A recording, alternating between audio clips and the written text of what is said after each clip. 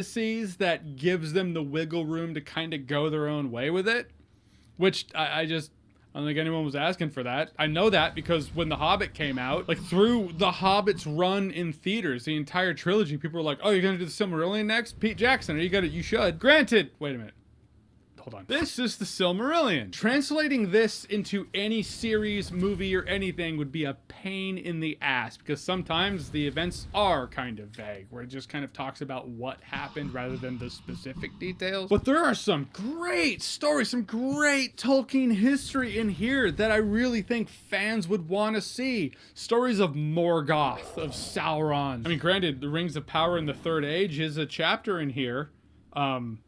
It looks like the Rings of Power, in name, is trying to be a version of that, but not really. It's just such a rich world, begging for translation. I think a TV show lends itself to something like the Silmarillion, or at least a chapter of the Silmarillion. Because in my experience, part of the fun of something like this is seeing the stories you know translated on screen. But with the Rings of Power, I don't really have that. I don't run into that feeling of, oh, these are those stories that I've so wanted to see on screen. Literally comes across as people being like, we can do Tolkien world better than Tolkien did. Even at the beginning of this show where it's like, Morgoth, I was like, oh sweet, we're gonna finally...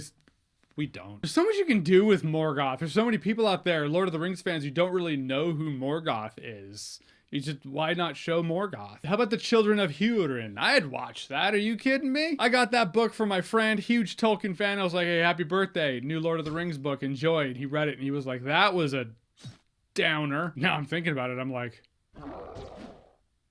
awesome.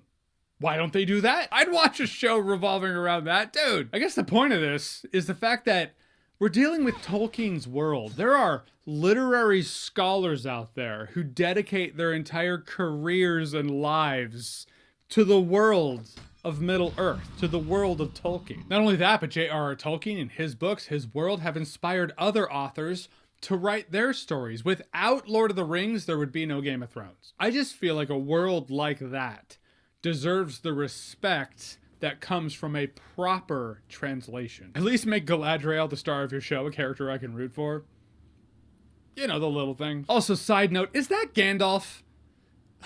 Is he? He comes out of the sky in the form of a comet, lands, has no memory whatsoever. I was like, oh, I know this story. The answer is simple. Reunite him with his sword and he will remember that he is the angel Tyrael. Because this is Tyrael's arc in Diablo 3. I've seen this story before. But I do ask whether or not it's Gandalf. It's one of those things where you ever have something or situation, maybe it's a movie, but you think to yourself, hey, if this twist happens, it would at least make it a little cooler. Right, so I feel like the only move that this show has to really pick it up is a cool reveal that no one sees coming, and in which I'd be like, I guess that wouldn't be Gandalf, that would be Sauron, maybe. I know we're supposed to think that Eminem Meth Sauron is somehow Sauron. In a world where Sauron can take many forms, and he can take the form of someone trusting, what, he took that form? Dude, if this dude came to me anywhere and was like,